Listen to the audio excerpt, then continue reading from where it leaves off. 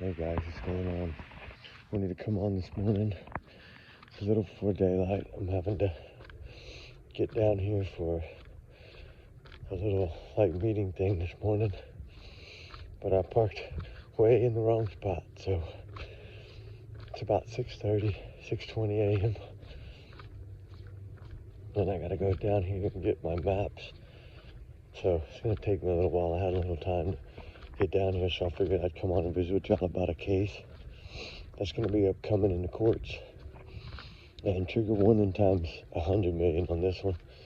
And remember, allegedly, these are just my opinions and my thoughts and my speculations, my free speech, right?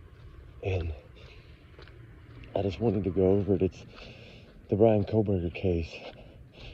And there's just some things that I've only done this case maybe once or twice. It's a hard case to cover. It's a very sad story. Yeah, I know how my heart gets when I talk about this kind of stuff, so.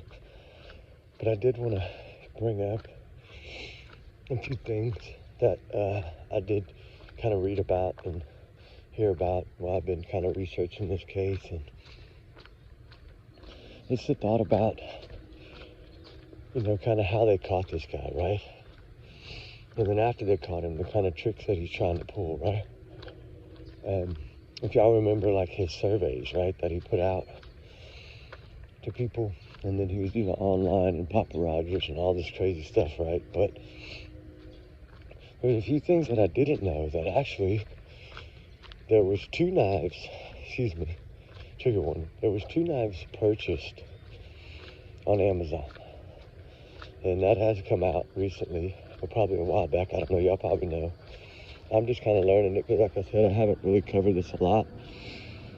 I mean, I've watched different documentaries and things on it, and different things on it, but to learn that there was a lot of different stuff that kind of pretending to the survey, right? Like, it was basically his way of doing what he was going to do, but getting other people's opinions, right? And my thoughts. And I think that he wanted to know how other people would approach these same scenarios. And I've always thought that there really wasn't one target. It was the whole house.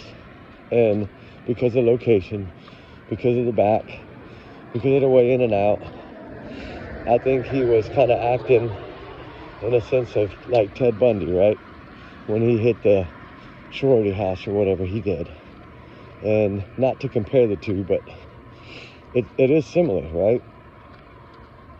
And I think that what got him was that Ethan was there. And remember, these angels did not deserve this.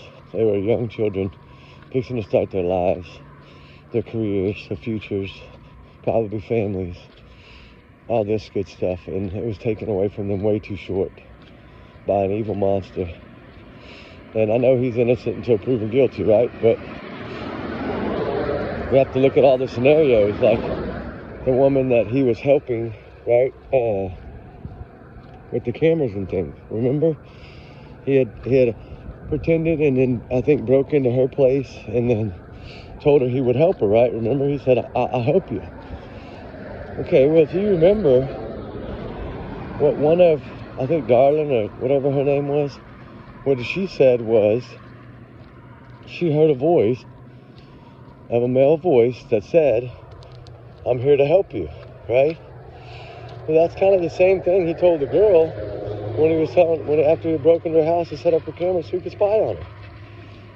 And trigger warning. And I feel like that right there is the same type of language that he used in this. And I don't know if that's when he was upstairs or downstairs, but and then everybody always wondered, why did he ask defense to remove his smart TV or whatever? Well, I think because what he was doing was he was using the smart TV technology to go in and view the camera footage or to review her surveillance footage to spy on her. And if y'all remember the first video I did about this, I did say I felt like he was somehow either trail cameras or some way spying on that place with some kind of hidden camera, somehow, some way. And I heard someone else speak of this, and I'm like, wow, I thought the same dang thing. And I felt like the reason is when he shut his phone down, he couldn't view anymore, right? He couldn't spy anymore because he had his phone shut off.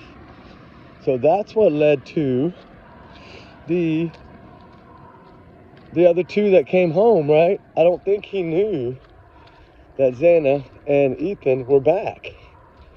I think by the time he had shut his phone off with stargazing or whatever he was doing, supposedly, that he lost track of who came in and who came out.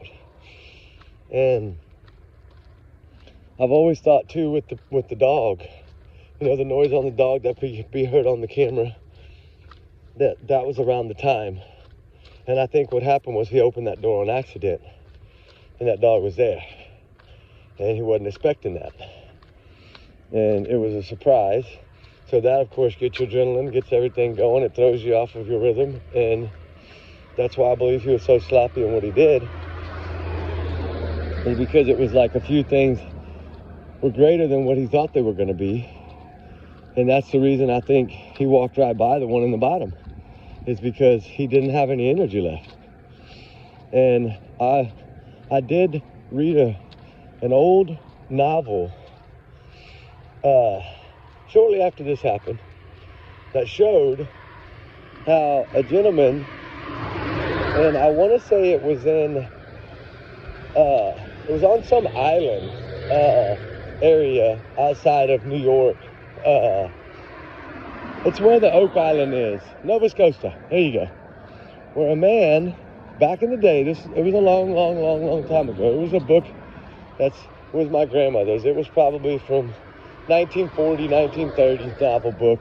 And it said how this man used trash bags to put over his feet and up to his waist, over his head and down to his waist, tied them around him, and so when he took them off, when he pulled them off inside out, it pulled everything, all the evidence, all the blood, everything with it, right? Trigger warning. So he didn't leave any mess, right?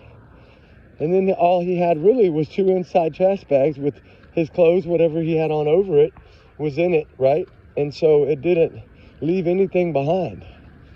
And I always wondered, how could he have, not tracked anything? I believe that's how. I think he used trash bags somehow, some way, over his clothes or under his coveralls, somehow, some way. He used it to where he could, when he took those off, they fell into a bag.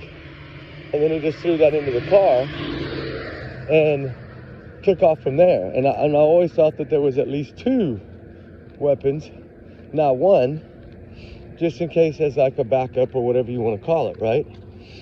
And it's interesting to learn that it's a possibility, right? Anything's a possibility. But I do think that he somehow, some way had planned this, probably rehearsed this, probably tried off and on, taking things off to where he wouldn't make a mess, so he could do it in as time and manner as possible. And that big back alley really helped because, for one, it was snowing a little bit, so there's a lot of leaves, a lot of debris. It was wet, it was damp, muggy. So any little one drop here, one drop there would kind of fade away with the water and the moisture, right? So I believe that's how he was able to do that. But I'm almost to my location, guys. Sorry, but I knew it would take about 10 minutes, so I wanted to come on and visit a little bit about it. And I'll come back to it later about the smart TVs and stuff, because that does have a lot of information that you can gather from those smart TVs. So I will work on it. We're here at this meeting place, so when I get done here and I get out of here, I'll get back on, guys. All right, y'all be safe. Y'all have a good day. Remember, this is all my opinion. We love y'all. We appreciate y'all. Trigger warning. Thank you so much. We'll talk on the next one, guys. All right, bye.